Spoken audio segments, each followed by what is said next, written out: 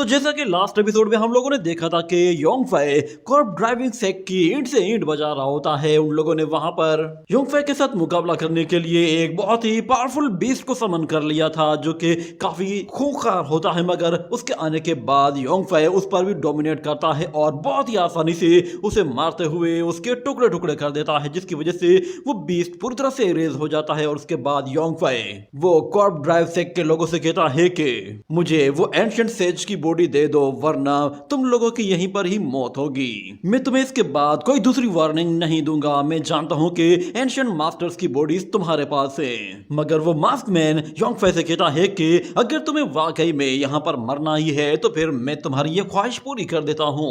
ये कहने के साथ वो दोबारा से उससे लड़ने के लिए ऊपर आ जाता है और दोबारा से अपने उन्हीं ब्रेसलेट्स का इस्तेमाल करते हुए योंगफाई के आसपास एक बड़ी सी फॉर्मेशन एक्टिवेट कर लेता है, जिसके अंदर से बहुत ही ज्यादा एनर्जी निकलते हुए सीधा ऊपर की तरफ जा रही होती है। और हमें दिखाया जाता है कि वो एनर्जी योंगफाई के चारों तरफ होती है और जैसे वो ऊपर क्लाउड्स की तरफ जाती है तो पूरा का पूरा आसमान ही लाल हो जाता है। और हमें दिखाया जाता है कि ऊपर से बड़े बड़े कॉफिन्स नीचे आ रहे होते हैं। वो सारे के सारे कॉफिन्स सीधा योंगफाई के पास आकर गिरते हैं। उन्हें देखते ही योंगफाई भी समझ जाता है कि ये लोग यहाँ पर कुछ और एंशिएंट मास्टर्स को समन कर रहे हैं, मगर योंगफाई को सिर्फ इतना पता था कि इन लोगों के पास दो एंशिएंट बॉडीज हैं, मगर यहाँ पर काफी ज्यादा कॉफिन्स होते हैं। देखते ही देखते उन कॉफिन्स के ढक्कन खुलना शुरू होते हैं तो हमें दिखाया जाता है कि हर कॉफिन के अंदर एक बॉडी मौजूद होती है। और जैसे ही एक कॉफिन से एक हाथ बाहर निकलता है तो सब लोग देखकर हैरान हो जाते हैं और उन्हें फील होता है कि इसके अंदर जो भी शख्स है उसकी पावर वो हमारी लिमिट से भी ज्यादा है। देखते ही देखते उन कॉफिन्स के अंदर से वो कॉर्प बॉडीज बाहर आना शुरू हो जाती हैं। वो कॉर्प बॉडीज बाकी वाली कॉर्प बॉडीज के मुकाबले में थोड़ी सी डिफरेंट लग रही थी, मगर ये योंगफाई के मुकाबले में कुछ ज्यादा पावरफुल नहीं लग रही थी। हालांकि ये भी सारे के सारे एंशिएंट मास्टर्स से, मगर जिन बॉडीज को योंगफाई तलाश करने के लिए आया था वो बॉडीज ये नहीं थी। मगर बाहर खड़े हुए लोग कह रहे होते हैं कि कॉर्प ड्राइव सेक्ट ने एक बार में ही इतनी सारी एंशिएंट बॉडीज को कैसे समन कर लिया है। और ये सारी की सारी एंशिएंट बॉडीज अलग अलग सेक्ट की बॉडीज होती हैं। और बाहर खड़े हुए लोग कह रहे होते हैं ये टोटल 13 लोग हैं। आखिर इन लोगों ने हजारों साल पुरानी कॉर्प बॉडीज को कैसे ढूंढ निकाला था और इन्हें दोबारा कैसे जिंदा कर दिया है। ऐसा फील हो रहा है कि जैसे ये उन फॉलन एंजल से भी ज्यादा ताकतवर हैं। मगर ये लोग मोर्टल रियलम में क्या कर रहे थे? इन्हें तो इमोर्टल रियलम में होना चाहिए था। और वो मास्क मैन दोबारा से उन कॉर्प बॉडीज को कंट्रोल करते हुए फिर योंगफाई से कहता है कि बच्चे, तुम्हें क्या लगता है कि तुम आज बचकर जाओगे? तुमने हमारी सरमनी खराब की है, इसीलिए तुम्हें यहीं दफन होना होगा। तुम्हें लगा था कि तुम मेरे सेक को डिस्ट्रॉय करोगे? तुम मेरे सेक की फाउंडेशन को समझ ही नहीं सकते। ये तुम्हारी इमेजिनेशन से भी बहुत ज्यादा बढ़कर है। मगर योंगफाई उन लोगों से कहता है तुम्हारी फाउंडेशन की ऐसी की तैसी, इसे तो मैं मिट्टी में मिलाकर जाऊंगा। ये सुनते ही वो मास्क मैन गुस्से में आ जाता है और कहता है कि अभी भी एरोगेट हो रहे हो, तुम्हें तो पहले मारना ही होगा। ये कहते ही वो 13 कॉर्प बॉडीज को उससे लड़ने के लिए कहता है। ये कहते ही वो कॉर्प बॉडीज फौरन से योंगफाई की तरफ आगे बढ़ती है तो योंगफाई कहता है कि सिर्फ 13 लोग, मुझे लगा था कि शायद तुम यहाँ पे हजारों की आर्मीज क्रिएट करोगे और मुझे उनसे कोई फर्क नहीं पड़ता। मेरे लिए ये सारे के सारे ज़ॉम्बीज की तरह है और इन्हें मारना मेरे लिए कोई बड़ी बात नहीं। इतना कहने के साथ वो उन कॉर्प बॉडीज को फिर मारना शुरू करता है तो वो सबसे पहले अपना स्पीयर एक बॉडी के अंदर घुसा देता है और बाकी सबको अपनी एनर्जी वेव्स के जरिए बहुत ही दूर धकेल देता है। जिसके बाद वो देखता है कि पीछे से एक एल्डर ने उस पर एक जबरदस्त स्प्लैश अटैक कर दिया है, जिससे वो अपने आप को बचाकर पीछे हट जाता है और अपना वो स्पीयर उस एल्डर के सर पर दे के मारता है, जिससे वो एल्डर उसे रोकने की पूरी कोशिश करता है, मगर उसके बावजूद भी वो उसे नहीं रोक पाता और योंगफाई उसे मिट्टी में ही गाड़ देता है। जिसके बाद वहां मौजूद वो मास्टर से हैरान हो जाते हैं कि आखिर योंगफाई ने कैसे मार पा रहा है। वहां मौजूद एक मास्टर वो अपने सेक्ट लीडर से कहता है कि जरा बताइए तो सही कि आखिर ये किस तरह की सीक्रेट टेक्निक को यूज कर रहा है। हमारी ब्लड कॉर्प बॉडीज को मारना इतना आसान नहीं था। क्या इसने हमारी कॉर्प बॉडीज की सीक्रेट को आसानी से ढूंढ लिया है? मगर यहाँ पर योंगफाई गुस्से में पागल हो चुका होता है और वो उन सब लोगों को मारते हुए कहता है कि तुम सारे के सारे ही एक साथ आ जाओ। ये कहते हुए वो एक ज़ॉम्बी को जोरदार किक मारते हुए दूर उछाल फेंकता है और फिर कॉर्प ड्राइव सेक के लोगों से कहता है कि मुझे दिखाओ कि तुम्हारे अंदर कितना दम है। ये कहते हुए वो उन सारे के सारे कॉर्प बॉडीज को निपटा चुका होता है, मगर उसके बावजूद भी यहाँ पर कॉर्प ड्राइव सेक का वो मास्क मैन कहता है कि ये खेल अभी खत्म नहीं हुआ है। ये कहते ही वो अपनी ब्रेसलेट की पूरी पावर पावर एक साथ यूज करता है, जिससे वो उन ज़ॉम्बीज की पावर को कई गुना बढ़ा देता है। और हमें दिखाया जाता है कि उन कॉर्प बॉडीज में से सिर्फ 2 ही योंगफै के बिल्कुल पास जा पहुंचती हैं और बहुत ही तेजी से मूव करना शुरू कर देती हैं। उनकी स्पीड बहुत ज्यादा बढ़ चुकी होती है और यहाँ पर उन लोगों को लग रहा था कि शायद अब पलड़ा भारी होने वाला है, मगर योंगफै ने यहाँ पर पलड़ा ही पलट दिया था। वहां मौजूद लोग वो उन टेक्निक्स को पहचान जाते हैं कि ये तो उनके सेक की टेक्निक्स है। इसका मतलब ये है कि ये जो बॉडीज हैं ये उनके एंसेस्टर्स की बॉडीज हैं। इसके बाद हम देखते हैं कि वो कॉर फीमेल जैसे ही योंगफै को मारने के लिए उसके करीब तक पहुंच गई थी, तो इतने में योंगफै वो जंप लगाता है और अपना स्पीयर उस लड़की की बॉडी में दे मारता है और उसे भी जमीन पे गाड़ देता है, जिसके साथ वो अपना स्पीयर निकालते ही दूसरी एंशिएंट कॉर्प बॉडी के पास जाता है और उसे भी बहुत ही जोर से दे मारता है, जिससे वो कॉर्प बॉडी भी धूल चाटने लगती है। और बाहर खड़े हुए लोगों में से एक बंदा कहता है कि ये कॉर्प बॉडीज अभी भी अपनी इटरनल एनर्जी को यूज कर रही है। इसका मतलब ये है कि इन लोगों ने अपनी पास्ट लाइफ में जो जो टेक्निक्स यूज की हैं, कॉर्प ड्राइव सेक के लोग इनसे वही टेक्निक्स दोबारा से यूज करवा रहे हैं। अचानक से एक बंदा छुप कर योंगफै पर हमला करने के लिए अपने हाथों से यिन यांग एनर्जी जनरेट करता है और उसे जैसे योंगफै की तरफ थ्रो करता है तो योंगफै उसे देख लेता है और फौरन से उन दोनों एनर्जीज को पकड़कर अपने हाथों के साथ मर्ज करता है और फिर उन्हें अपने एक हाथ में कंबाइन करते हुए जैसे ही दोबारा से थ्रो करता है तो वो एनर्जीज दोबारा से उसी वॉरियर को जाकर हिट करती हैं और उठाकर वहां से दूर फेंक देती है। और बाहर खड़ा हुआ बंदा कहता है कि ये तो यिन यांग फायर एनर्जी थी और ये टेक्निक हमारे एंसेस्टर्स से बिलोंग करती है। कहीं इसका मतलब ये तो नहीं है कि ये हमारे ही एंसेस्टर्स हो और इन्हें ज़ॉम्बीज बना दिया गया हो। और वो मास्क मैन अभी भी लड़ने के लिए तैयार होता है। उसे पता भी नहीं होता कि यहाँ पे इस लोगों को उनकी सच्चाई के बारे में पता चलता जा रहा है, मगर वो मास्क मैन सारे के सारे कॉर्प वॉरियर्स को एक साथ ही इकट्ठा करके योंगफै की तरफ भेज देता है। तो वो सारे ही एक साथ ही टूटने वाले थे, मगर अचानक से योंगफै वो अपनी आंखें खोलता है और फिर से गुस्से में पागल हो जाता है और अपने स्पीयर के जरिए उन वॉरियर्स को कुत्ते की तरह मारना शुरू कर देता है। यहाँ पर एक एंशिएंट मास्टर बहुत ही तेजी से योंगफै की तरफ भागते हुए आता है और हम देखते हैं कि योंगफै भी उससे जाकर बहुत ही जोर से टकराता है और दोनों की एनर्जी एक दूसरे को पुश करना शुरू कर देती है। मगर योंगफै जैसे ही वो अपने पंजे से उसे पीछे धकेलता है तो वो उसे वहां से उठाकर बहुत ही दूर सीढ़ियों के ऊपर उछाल देता है, जिससे वो कॉर्प एंशिएंट बॉडी बहुत ही बुरी तरह से डैमेज होती है। मगर उसके बावजूद भी वो मास्क मैन हार मानने को तैयार नहीं होता। वो यहाँ पर एक शाओलिन टेंपल के मास्टर को बुला लेता है। वो शाओलिन टेंपल मास्टर बाकी मास्टर्स में सबसे ज्यादा ताकतवर होता है, तो इसीलिए वो वहां पर आते ही अपनी शाओलिन टेंपल की बुद्धा टेक्निक को यूज करता है, जिससे वो एक गोल्डन बुद्धा पाल्म सीधा योंगफै के ऊपर रिलीज कर देता है। ये देखते ही सब लोगों की आंखें चौंक जाती हैं और वो लोग कहते हैं कि आखिर कॉर्प ड्राइव सेक के लोगों ने किस किस को अपनी एनर्जी से कंट्रोल किया हुआ है। यहाँ तक कि उन लोगों ने तो शाओलिन टेंपल के एंसेस्टर्स तक को नहीं छोड़ा है। यहाँ पर योंगफै जब वो उस जायंट पाल्म को अपनी तरफ आते हुए देखता है तो वो फौरन से अपनी एनर्जी के जरिए अपने चारों तरफ एक बैरियर क्रिएट कर लेता है, जिससे वो उस गोल्डन पाल्म को अपने ऊपर गिरने से बचा लेता है। मगर हमें दिखाया जाता है कि वो मास्क मैन दोबारा से बाकी कॉर्प बॉडीज को योंगफै पर हमला करने के लिए कहता है, तो वो सारे के सारे वॉरियर्स एक साथ ही योंगफै की शील्ड पर हमला कर देते हैं, जिससे योंगफै को बहुत ही ज्यादा प्रेशर बर्दाश्त करना पड़ता है। मगर उसके बावजूद भी वो हार मानने को तैयार नहीं था। वो सारे के सारे एक साथ ही अपनी एनर्जी बढ़ाते जा रहे होते हैं और ऊपर से वो गोल्डन पाल्म तो एक गोल्ड लेवल अटैक था, जिसकी वजह से योंगफै को यहाँ पर थोड़ी दिक्कत का सामना करना पड़ रहा था। ये देखकर वो लोग समझ जाते हैं कि शायद अब ऊंट पहाड़ के नीचे आ गया है। वो लोग योंगफै को कहते हैं कि तुम चाहे कितने भी ज्यादा ताकतवर क्यों ना हो, हमारे कॉर्प ड्राइव सेक के सामने तुम सिर्फ राख का ढेर हो। मैं तुम्हें इस बात की गारंटी देता हूँ, तुम कल का सूरज नहीं देखने वाले और तुम्हें हमारा शुक्रिया अदा करना चाहिए कि हम लोगों ने तुम्हारे एंसेस्टर्स को एक नई जिंदगी दी है। तुम्हें तो खुश होना चाहिए कि हम उन लोगों को सेकंड लाइफ दे रहे हैं। वो लोग अपनी जिंदगी को दोबारा से जीने वाले हैं। ये सुनते ही योंगफै गुस्से में आ जाता है और वो कहता है कि अगर तुम लोगों को सेकंड लाइफ देनी ही है तो फिर तुम लोग खुद क्यों नहीं जीते सेकंड लाइफ। तुम्हें भी तो पता चलना चाहिए कि सेकंड लाइफ कैसी होती है। मगर वो कॉर्प ड्राइव सेक का मास्टर कहता है कि मुझे पता है तुम्हें हमारी उस कॉर्प किंग पर कुछ ज्यादा ही इंटरेस्ट है और तुम उसे पसंद करते हो। अगर हम ना होते तो शायद तुम उसे दोबारा कभी भी नहीं देख पाते।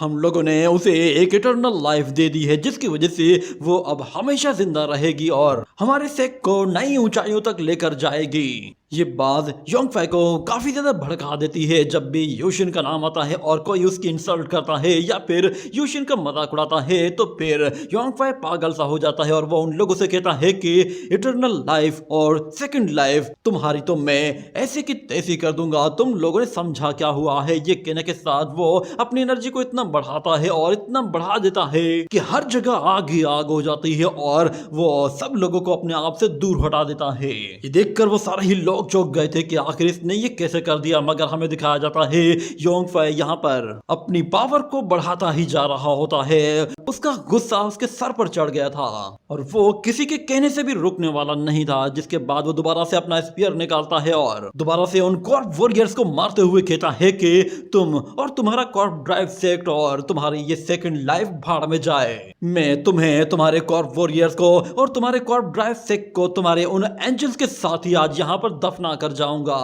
ये कहते हुए वो वहां मौजूद हर एक वॉरियर को बहुत ही बुरी तरह से मारता है। ये देखकर वो यंग प्रिंस भी काफी ज्यादा डर गया था। जिसके बाद योंगफाई उन लोगों की तरफ स्पीयर सीधा करते हुए कहता है कि तुम लोग बस देखते जाओ कि तुम्हारी बारी कब आती है, क्योंकि तुम लोग ज्यादा दूर नहीं हो। मगर वो सेक्ट मास्टर कहता है कि योंगफाई तुमने अपनी मौत को दाव। ये कहने के साथ वो वहां पे मौजूद बहुत सारी चेन्स को योंगफाई की तरफ रिलीज करके उसे पकड़ने की कोशिश करता है और फिर हमें दिखाया जाता है कि वो मास्कमैन दोबारा से अपने उन ब्रेसलेट पावर्स को यूज करता है जिसके जरिए वो दोबारा से एक बहुत ही बड़ी फॉर्मेशन क्रिएट कर लेता है और हमें दिखाया जाता है कि वहां मौजूद जितनी भी एंशिएंट कॉर्प बॉडीज पड़ी हुई होती हैं उनकी बॉडी के अंदर से डेथ एनर्जी बाहर निकल रही होती है, जिसकी वजह से वो लोग वहां पर तड़पना शुरू हो जाते हैं और वो सारी की सारी एनर्जी योंगफाई के आसपास इकट्ठी होना शुरू हो गई थी। जिस पर योंगफाई को भी समझ में आ जाता है कि वो लोग अब इस डेथ एनर्जी के जरिए उस हमला करने वाले हैं और वो मास्कमैन उससे कहता है कि ये डेथ एनर्जी हजारों साल से इन कॉर्प बॉडीज के अंदर मौजूद थी। अब देखता हूं कि तुम इस कॉर्प ऑरा से अपने आप को कैसे बचाते हो। मगर योंगफाई कहता है कि बस कुछ हजार साल पुराना डेथ हो रहा, तुम्हें लगता है कि ये मुझे मार सकता है। ये कहने के बाद वो सारे के सारे डेथ एनर्जी को अपनी बॉडी के अंदर एब्जॉर्ब करना शुरू कर देता है, जिससे उसे हल्की सी भी तकलीफ नहीं होती और वो बड़े ही मजे के साथ सारे के सारी एनर्जी को खींचता जा रहा था। उसकी बॉडी में मौजूद वो दो यिन यांग बॉल्स उन सारी एनर्जी को अपने अंदर एब्जॉर्ब कर रही थी। ये देखकर वो लोग भी बिल्कुल दंग रह जाते हैं कि आखिर कोई बंदा डेथ एनर्जी को एब्जॉर्ब करने के बाद भी जिंदा कैसे हो सकता है। ये बिल्कुल नामुमकिन चीज है। सेम टाइम पर लाइफ एंड डेथ एक जगह एग्जिस्ट कैसे कर सकती है। मगर हमें दिखाया जाता है कि योंगफाई वो सारी की सारी डेथ एनर्जी जब एब्जॉर्ब कर लेता है तो वहां मौजूद वो कॉर्प वॉरियर्स बहुत ही बुरी तरह से इंजर्ड हो चुके होते हैं और इतने कमजोर हो चुके होते हैं कि वो अब घुटनों के बल बैठे हुए होते हैं, क्योंकि उन लोगों के सामने जायंट डीमन बॉडीज मौजूद होती हैं जो कि उन्हें अपने सामने झुकने पर मजबूर कर देती हैं। और योंगफाई उन लोगों से कहता है कि जरा मेरी तरफ देखो, तुम्हें क्या लगता है कि मैं कोई जिंदा इंसान हूँ? मैं भी तो चलती फिरती एक लाश हूँ, मेरे पास बचा ही क्या है, मैंने तो अपना सब कुछ खो दिया है। इतना कहने के बाद वो आगे बढ़ता है और वहां मौजूद उन कॉर्प वॉरियर्स में से एक एल्डर का सर पकड़ता है और हमें दिखाया जाता है कि वो अपने एक हाथ से उसकी गर्दन मरोड़ देता है, जिससे उस कॉर्प बॉडी का वहीं काम तमाम हो जाता है। जिसके बाद योंगफाई आगे जाता है तो वो मास्कमैन भी बहुत ज्यादा डर जाता है, क्योंकि वो कॉर्प बॉडीज रिएक्ट नहीं कर रही थी और उल्टा वो आहिस्ता आहिस्ता इरेज होना शुरू हो जाती है, जैसे कि बस योंगफाई ने उन्हें अपने कंट्रोल में कर लिया हो और वो जब चाहे उन्हें इरेज कर सकता हो। ये देखते ही वो कॉर्प मास्टर इतने डर जाते हैं कि वो फौरन से वहां पर उसी एंजल को समन कर लेते हैं और दोबारा से वही एंजल योंगफाई को मारने के लिए आता है। मगर इस मर्तबा योंगफाई वो उस एंजल को छोड़ने वाला नहीं था। वो उसके करीब आते ही फौरन से अपना स्पीयर उसकी बॉडी के अंदर घुसा देता है, जिसके साथ वो उसे वहां से दूर सीधा उस मास्कमैन की तरफ थ्रो करता है। तो वो एंजल फौरन उस मास्कमैन से जाकर टकरा जाता है, जिसकी वजह से वो दोनों के दोनों वहां से नीचे जा गिरते हैं। ये देखकर वो मास्टर्स और वो यंग मास्टर भी हैरान हो गए थे। उन्हें लगा कि शायद अब पलड़ा पलटने वाला है। ये देखते ही वहां मौजूद एक एल्डर उस सेक्ट लीडर से कहता है कि ये लड़का हमारे सेक्ट का दुश्मन बन चुका है, प्लीज इसे मारने के लिए कुछ कीजिए। मगर वो कॉर्प ड्राइव सेक्ट का मास्टर कहता है कि अभी सब्र कर जाओ, ये अभी इंजर्ड है और ऊपर से हम लोग यहाँ पर मौजूद हैं। इसे मारने के लिए चाहे हमें अपनी जिंदगी को दांव पे लगाना पड़े तो भी हम लगा देंगे, क्योंकि अब हमारे सेक्ट की इज्जत का सवाल है और ऊपर से हमारे पास तो एंशिएंट सेज बॉडीज भी मौजूद हैं उन्हें भी हम लोग किसी टाइम पे भी यूज कर सकते हैं। फिलहाल तो सिचुएशन खराब है और हमें इस सिचुएशन से खुद को निकालना होगा। यहाँ पर योंगफाई वो वापस नीचे आता है और उन लोगों से कहता है कि तुम लोगों को क्या लगा था कि तुम लोग मौके का फायदा उठाओगे और हमारे एंसेस्टर्स की बॉडीज को अपने कंट्रोल में कर लोगे और सारी दुनिया पर राज करोगे। तुम्हें लगता है कि तुम सारी की सारी दुनिया की इनहेरिटेंस अपने पास रखोगे। ये कहने के बाद योंगफाई वहां खड़े हुए लोगों से कहता है कि क्या तुम सारे लोग अंधे हो चुके हो? तुम्हें नजर नहीं आता कि ये तुम्हारे ही एंसेस्टर्स हैं जिन्हें ये लोग कंट्रोल कर रहे हैं? ये सुनते ही वो सारे के सारे लोग फिर योंगफाई की हाँ में हाँ मिलाते हैं और कहते हैं कि ये लड़का सही कह रहा है। इन लोगों ने हमारे एंसेस्टर्स की बॉडीज की डिसरेस्पेक्ट की है और इसके लिए उन्हें जवाब देना होगा। एक वॉरियर उन पर चिल्लाते हुए कहता है कि तुमने हमारे एंसेस्टर की बॉडी को उसकी कब्र से निकाला, उसे रिफाइन किया और उसे अपने मकसद के लिए इस्तेमाल किया। ये हमारे एंसेस्टर्स की डिसरेस्पेक्ट है और इसके लिए हम तुम्हें कभी भी माफ नहीं करेंगे। ये कहने के बाद बाकी सारे लोग भी फिर कहना शुरू कर देते हैं कि तुम लोगों को अब हमारी फैमिलीज को इसके लिए एक्सप्लेनेशन देनी पड़ेगी। तुम्हें बताना पड़ेगा कि आखिर तुम लोगों ने ऐसी हरकत क्यों की है। उन लोगों की बातें सुनकर वो कॉर्प ड्राइव सेक का मास्टर बिल्कुल बेबस हो जाता है। उसे काफी ज्यादा गुस्सा आ रहा था मगर वो चाहकर भी यहाँ पर कुछ नहीं कर सकता क्योंकि वो सारे के सारे पावरफुल फैमिली से बिलोंग करते थे और उन लोगों के सवाल भी पूरी तरह से वैलिड थे। वो लोग अपने एंसेस्टर्स का बदला लेने के लिए यहाँ पर आए थे और उन लोगों को ये बात बिल्कुल भी बर्दाश्त नहीं होती कि कोई शख्स उनकी सीक्रेट टेक्निक्स को उनके एंसेस्टर्स की बॉडी से निकाल ले और अपने मकसद के लिए इस्तेमाल करे। मगर यहाँ पर कॉर्प ड्राइव सेक का मास्टर सब लोगों से कहता है कि मैं तुम लोगों को क्लियर कर देना चाहता हूँ कि हमारा कॉर्प ड्राइव सेक्ट वो दुनिया में मौजूद किसी भी सेक्ट के साथ कोई दुश्मनी मोड़ लेना नहीं चाहता।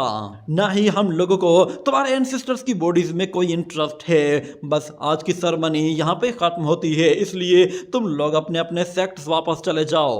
हम लोगों को अपने सेक्ट में अभी और भी बहुत सारे काम करने हैं तो इसीलिए तुम लोगों को अब यहाँ पे रुकने की कोई जरूरत नहीं। मेरा कॉर्प ड्राइव सेक्ट वो हर एक चीज के लिए रिस्पॉन्सिबल है, इसीलिए तुम लोग ये बात भूल जाओगे।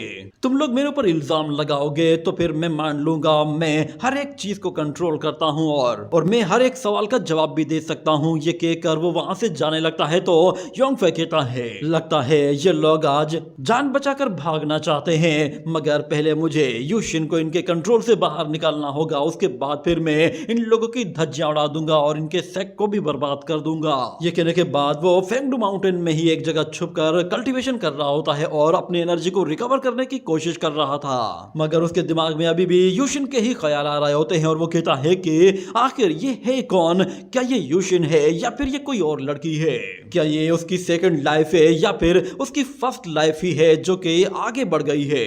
और अगर ये यूशिन है तो फिर चेनशी कौन है? इतने में वो ऊपर की तरफ देखता है तो वहां पर यूशिन मौजूद होती है और वो उससे कहती है अच्छा तो तुम यहाँ पे बैठे हो। ये कहते ही वो फोन से नीचे की तरफ उतर आती है और उसके सामने बैठ जाती है और कहती है मैं तुम्हें कब से ढूंढ रही थी। तो योंगफे कहता है तो तुम फाइनली आ ही गई। मगर यूशिन को उदास देखकर योंगफे कहता है बताओ तो सही कि हुआ क्या है? तो यूशिन कहती है मुझे अब बहुत कुछ याद आने लगा है, मुझे अब पहले वाले लोगों की बातें याद आ रही हैं। तो योंगफे कहता है कि कौन से लोगों की? क्या इन लोगों की जिन लोगों ने तुम्हें हजारों सालों से इन कॉफिन के अंदर बंद करके रखा था? यूशिन कहती है कि हाँ ये मेमोरीज मेरे अंदर बहुत ही लंबे टाइम से मौजूद हैं। मुझे अच्छी तरह से याद है इन लोगों ने कहा था कि फेंगडू माउंटेन में एक यिन एनर्जी की वेन मौजूद है और ये यिन एनर्जी वेन और ये वेन इस कॉन्टिनेंट की सबसे पावरफुल वेन्स में से एक है। अगर इस एनर्जी के जरिए कॉर्प किंग की बॉडी को रिवाइव किया जाता है तो फिर कॉर्प किंग वो हेवन एंड अर्थ की लिमिट से भी आगे निकल जाएगा। ये सुनते ही योंगफे कहता है कि अगर कॉर्प ड्राइव सेक को डिस्ट्रॉय करना है तो उसके लिए सबसे पहले फेंगडू माउंटेन में उस कॉर्प वैन को डिस्ट्रॉय करना पड़ेगा। तो यूशिन कहती है कि वो लोग उस कॉर्प वैन के जरिए एक एरे क्रिएट करके सारी की सारी एनर्जी को अपने मकसद के लिए इस्तेमाल करेंगे। मैं तुम्हारे लिए उस यिन यांग डायग्राम को तलाश कर लूंगी जिसके जरिए वो लोग उस यिन एनर्जी को इकट्ठा करेंगे। मगर योंगफे वो उसके सर पे हाथ रखता है और कहता है कि तुमने बहुत ज्यादा तकलीफें उठाई हैं, इन लोगों ने तुम्हें बहुत टॉर्चर किया होगा। मगर यूशिन कहती है कि उन लोगों में इतनी हिम्मत हिम्मत नहीं कि वो लोग अब मेरा कुछ बिगाड़ सके। अब वो लोग तो मेरे अल्टर के सामने मेरी वर्शिप करते हैं और कहते हैं कि मैं एक मीडियम स्पिरिट हूँ। और उन लोगों ने मुझे बताया था कि कोई सुपरनेचुरल पावर है जो कि मुझे प्रोटेक्ट करती है। ये सुनकर योंगफाई हैरान हो जाता है कि कोई सुपरनेचुरल पावर, आखिर वो कौन है जो कि तुम्हें प्रोटेक्ट कर रही है। जिस पर यूशिन उसे बताती है मैंने उसकी प्रेजेंस को फील किया है, मैंने उसे कभी देखा नहीं है क्योंकि वो प्रेजेंस हमेशा उस पावरफुल मास्टर की बॉडी को रिवील करने नहीं देती। मगर मुझे इतना पता है कि वो पावरफुल बीइंग कोई औरत है। ये बात योंगफाई को चौंका देती है और वो कहता है कि इसका मतलब ये है कि कोई ऐसी लड़की जो कि हजारों सालों से लेकर अब तक जिंदा है और वो आज भी यहाँ पर इसी फेंगडू माउंटेन में कहीं मौजूद है और उसने लाइफ एंड डेथ को भी अच्छी तरह से देख लिया है। मगर जहाँ तक बात यूशिन की है, मैं उसे फ्लावर वैली में छोड़कर आया था जहाँ पर वो अपने डेथ बैरियर को तोड़कर दोबारा से जिंदा हो सकती थी। कहीं किसी और ने उस जगह का इस्तेमाल तो नहीं किया है। मगर इतने में अचानक यूशिन उससे कहती है कि मुझे याद आ रहा है उन लोगों ने किसी सुप्रीम फॉरगेटफुल चीज का नाम लिया था।